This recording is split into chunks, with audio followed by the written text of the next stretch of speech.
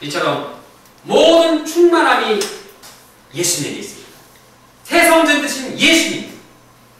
예, 에스겔의 그 성문에서 물이 나오듯이 새 성전 되신 예수님 통해서 예수님께서 주시는 성령의 폭포수가 이제 다 나와서 우리 각자에게, 그리고 우리 각자를 새롭게 하시고 그 새롭게 하신 성령은 다른 사람에게도 퍼져서 점점 이 주위에 있는 사람 물로 적시고 성령으로 적시고 더 나아가서는 캠퍼스를 적시고 사회를 적시고 세계를 적시는 이러한 새로운 기전의 말씀인 것입니다.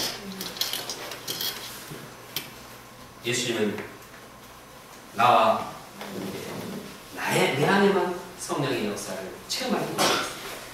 예수는 내 안에 있는 성령이 이제 넘쳐서 흘러서 다른 주위에 있는 사람, 가족들에게, 동역자들에게, 모든 사람에게 이렇게 넘치기 원합니다. 그래서 다른 사람들께도 생명을 주고 만족시키고 희망을 주는 삶을 살기 원합니다. 이것은 참으로 놀라운 비전입니다. 이것은 사람이 할 수 없습니다. 이것은 인간이 죽었다 해도 못하는 일입니다. 이것은 예수님께서 하시는 일이요 성령께서 하시는 놀라운 역사입니다. 이런 놀라운 기적의 역사를 예수님께서는 베푸시고 예언하셨습니다. 예언하신 대로 이 땅에 예수님은 이 성령을 부어주셨고 우리 가운데 함께 하시고 이러한 역사를 이루어 나가고 계십니다. 나는 아닌데. 아니긴 뭘 아닙니까? 긴데 너무 죄에 타협하고 너무 악력의 세력에 시달리다 보니까 그를 체험하지 못하기 때문입니다.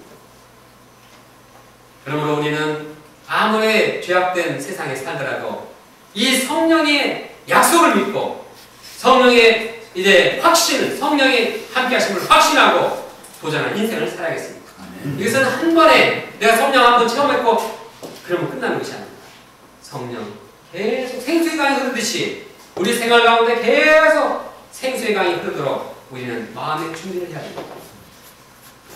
그럴 때 그릇이 점점 물이 많아져서 차고 넘치듯이 우리 배에서도 이제 성령이 점점 차고 넘쳐서 흐르게 되는 것입니다.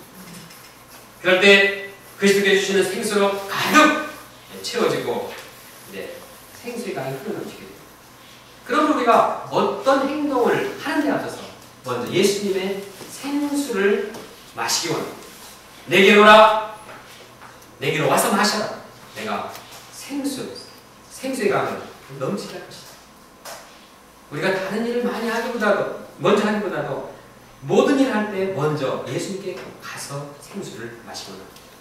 예배를 볼 때도, 직장에서 일을 할 때도, 캠퍼스에서 공부를 할 때도 먼저 예수님께 가서 예수님을 마시기 원합니다. 그리고 마음에 예수님으로 충만하기 위해서 생명력이 있고 기쁨이 있어서 공부하면 얼마나 잘 되겠습니까? 예수님이 함께 하심으로 예수님께 가서 마시고 예수님이 내 안에 있을 때 인간관계가 얼마나 좋아지겠습니까? 직장생활 얼마나 괴롭습니까? 인간관계가 얼마나 힘듭니까? 얼마나 일이 힘들고 복잡하고 어렵습니까? 이때 어떻게 합니까? 어떻게 우리가 목마름을 우리가 지친 그 마음을 해결할 수 있습니까?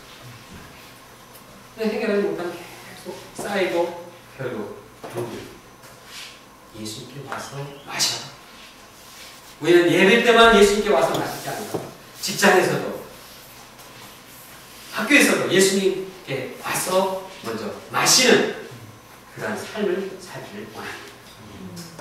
각 개인이 예수님께 와서 예수님이 주시는 생수를 마심으로 그 심령이 새로워지고 생수의 강이 흐르고 그런 생수의 강이 이제 함께 그러한 동역자들이 함께 할 때 엄청난 파워가 있는 이제 생명의 생수가 흘러 넘치는 공동체가 될 것입니다.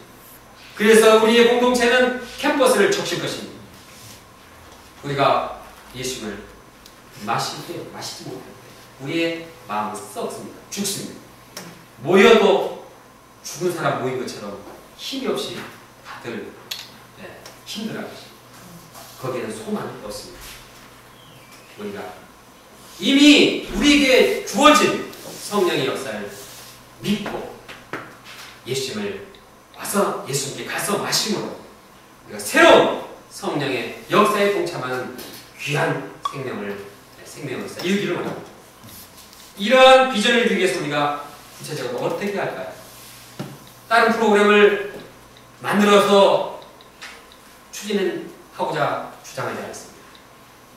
현재 있는 그 생활에서 우리 마음을 예수님께 바꾸기로 합니다. 우리가 식사할 때 그냥 밥 먹겠습니다. 이게 아니라 식사하면서도 예수님 나와 함께 하시고 나와 내가 예수님과 함께 하시고 예수님이 내 안에 함께 하시고 기도를 하도 예수님이 나와 함께 하시고 무엇을 해도 예수님과 함께 한다고 하면 이것이 날마다 이것이 쌓이면 우리의 마음은 생수로 가득 찰 것입니다. 서로 교역자들 간에 대화할 때도 누구는 어떻더라 누구는 어떻더라 물론 그런 얘기 할 수도 있겠지만 언제 생수가 넘치겠습니까?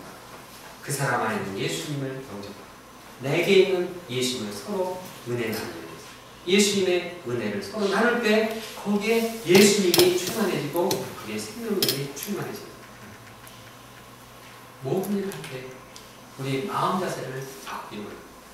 우리가 주일 예배를 부를 때도 어쩌든지 예수님이 내 안에 있고 내가 예수님 안에 가고자 하는 그런 마음으로 우리가 예배를 부를 때 우리의 심령은 새롭게 될 것입니다. 만족하게 될 것입니다. 심령이 새로워질 것입니다. 모든 일 할 때 우리가 예수님 앞에 나가서 예수님께 예수님을 마시는 생활할 때 우리 마음에는 생수의 강이 흘러 넘치게 될 것입니다. 또 우리가 아는 말씀, 쉬운 말씀을 통해서 얼마든지 생수의 강 예수님을 영접할 수 있습니다. 그냥 다른 사람 모르는 아주 어려운 말씀, 난해한 구절을 잘 알아야지 거기에 생수가 있는 것이 아닙니다. 새로운 말씀, 내가 몰랐던 새로운 내용을 알아야지 생수의 강이 넘치는 거 아닙니다.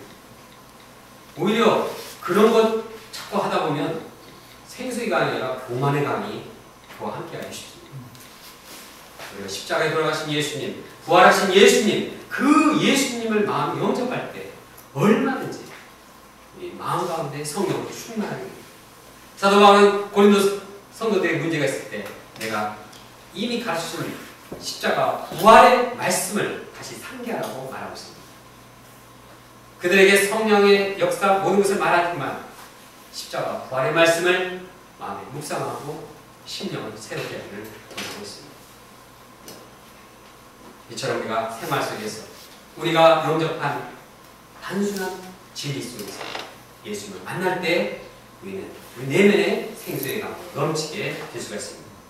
그래서 자신은 물론 내 가족, 내 친구, 내 주위 사람, 교역자들 모든 사람들 생명력 있는 영향을 끼칠 수 있기를 원합니다. 하나님께서 우리 각자를 그런 사람으로 만들어주시기를 바랍니다. 결론적으로 예수님은 우리 모든 사람들이 목마름을 다 해결받기 원합니다. 내게로 내가 너희를 누구든지 목마르든 내게로 와서 마시라. 생수의 강이 흘러 넘치게 할 것이라고 말하고 있습니다. 우리가 예수님의 초청의 음성을 듣고 예수님께 가기를 원합니다. 우리 마음에 생수의 강이 넘쳐고 주위에 있는 사람들까지도 이 생수의 강을 넘치도록 줄 수 있는 그런 사람들이 되기를 간절히 기도합니다. 다같이 37절, 38절 말씀을 읽겠습니다. 시작. 명절 끝날 곧 그날에 예수께서 서서 붙여 가르치시되 누구든지 목마르거든 내게로 와서 마시라. 날 믿는 자는 성경의 이름과 같이 그 위에서 생수의 강이 흘러나오리라 하시니. 기도하겠습니다. 살아계신 하나님 아버지, 주님께서 저희에게 성령을 약속하셨습니다. 생수의 강이 흘러나리라.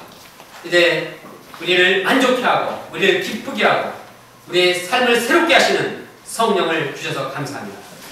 이 성령께서 이제 저희들과 함께 하심을 믿습니다. 예수님께 나아가서 마실 때, 예수님을 영접할 때 성령께서 함께 하심을 믿고 감사합니다.